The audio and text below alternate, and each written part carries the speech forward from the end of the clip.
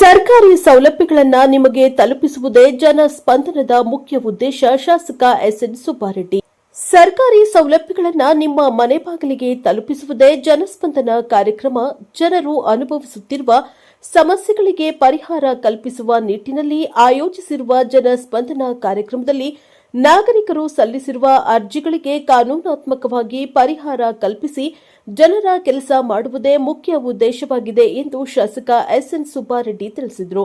ಅವರು ಚೇಳೂರು ಹೋಬಳಿಯ ರಾಷ್ಟೇರುವು ಗ್ರಾಮದಲ್ಲಿ ತಾಲೂಕು ಕಂದಾಯ ಇಲಾಖೆಯಿಂದ ಏರ್ಪಡಿಸಿದ್ದ ಜನಸ್ಪಂದನ ಕಾರ್ಯಕ್ರಮವನ್ನು ಉದ್ಘಾಟಿಸಿ ಮಾತನಾಡಿದ ಅವರು, ಸರ್ಕಾರದ ಸೌಲಭ್ಯಗಳನ್ನು ಪಡೆಯಲು ನೀವು ಸುಮಾರು 50 ರಿಂದ 80 ಕಿಲೋಮೀಟರ್ನಷ್ಟು ದೂರದ ಬಾಗೇಪಲ್ಲಿಗೆ ಬಂದು ಅಧಿಕಾರಿಗಳಿಗಾಗಿ ಕಾದು ಕೊನೆಗೆ ವಾಪಸ್ ಹೋಗುವುದನ್ನು ತಪ್ಪಿಸಲು ಸಂಬಂಧಪಟ್ಟ ಎಲ್ಲ ಅಧಿಕಾರಿಗಳನ್ನು ಇಲ್ಲಿಗೆ ಕರೆತಂದಿದ್ದೇನೆ.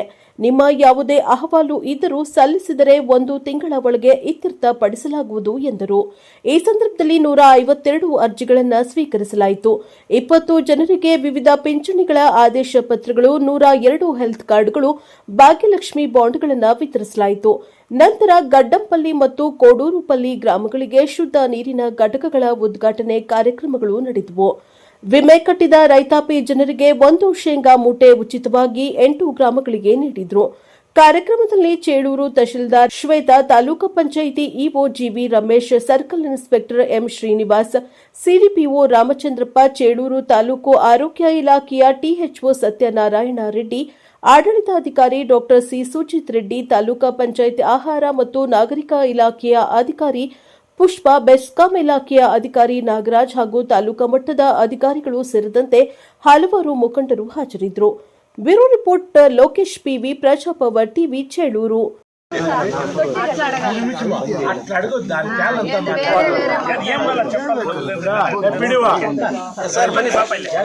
ಆಗಿರೋದನ್ನು ವಿತಿನ್ ಸ್ಪ್ಯಾನ್ ಆಫ್ 1 ವಾರದಲ್ಲಿ ಕ್ಲಿಯರ್ ಮಾಡಬೇಕು ಅಂತ ಹೇಳಿದ್ದೀನಿ. ಮಾಡ್ತೀವಿ. ಯಾಕಂದರೆ ಸ್ವಲ್ಪ ಅರ್ಜಿಗಳು ಇಲ್ಲಿ ಕಡಿಮೆ ಇರೋದ್ರಿಂದ ನಮ್ಗೆ ಈಸಿ ಆಗುತ್ತೆ. ಆ ಕೆಲಸ ನಾನು ಮಾಡ್ತೀನಿ. ಹಾಗೆ ಸ್ಯಾಂಪಲ್ ನೆಲಗಡಲೆ ಬಂದಿತ್ತು, ಒಂದು 620 ಬ್ಯಾಗ್ ನಾನು ರಿಸರ್ವ್ ಮಾಡ್ಕೊಂಡಿದ್ದೆ. ಮತ್ತು ಇಲ್ಲಿ ಸ್ವಲ್ಪ ಅಷ್ಟು ನೆಲಗಡಲೆ ಹಾಕೋರಿಲ್ವನು. ಈಗ ಸದ್ಯಕ್ಕೆ ನಾವು ಒಂದು 250 ಕೊಟ್ಟಿದ್ದೀವಿ. ಇಲ್ಲಿ ಇನ್ನು ರಿಮೈನಿಂಗ್ ನಾಳೆ ನಾಡಿದ್ದು ಎಲ್ಲಿ ಡಿಮ್ಯಾಂಡ್ ಇದೆ ನೋಡಿಬಿಟ್ಟು ಅದನ್ನು ಹಂಚೋ ಕಾರ್ಯಕ್ರಮ ಮಾಡ್ತೀವಿ.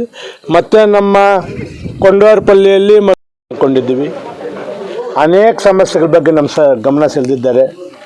ದರಖಾಸ್ತು ಇರ್ಬೋದು, ಈ ಪವರ್ ಬೆಸ್ಕಾಮ್ದು ಪ್ರಾಬ್ಲಮ್ ಇರ್ಬೋದು, ಮನೆಗಳ ವಿಚಾರ, ಸೈಟ್ಗಳ ವಿಚಾರ, ದಾರಿಗಳ ವಿಚಾರ, ಸ್ಮಶಾನ ಒತ್ತುವರಿ ವಿಚಾರ, ಸುಮಾರು ಅನೇಕ ಸಮಸ್ಯೆಗಳ ಬಗ್ಗೆ ನಮಗೆ ಅರ್ಜಿಗಳನ್ನು ಕೊಟ್ಟಿದ್ದಾರೆ.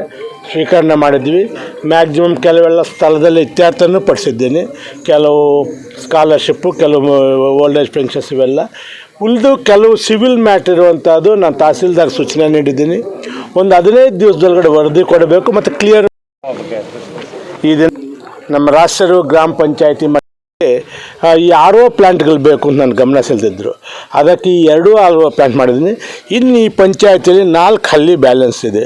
ಒಂದು ನಮ್ಮ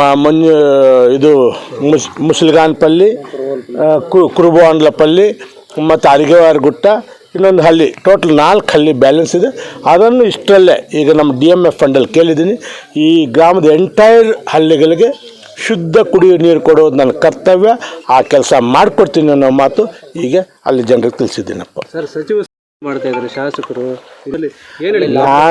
ನಾನು ಮೊದಲೇ ಹೇಳಿದ್ದೆ, ನನಗೆ ಲಾಬಿ ಮಾಡೋಕ್ಕೆ ಬರಲ್ಲ.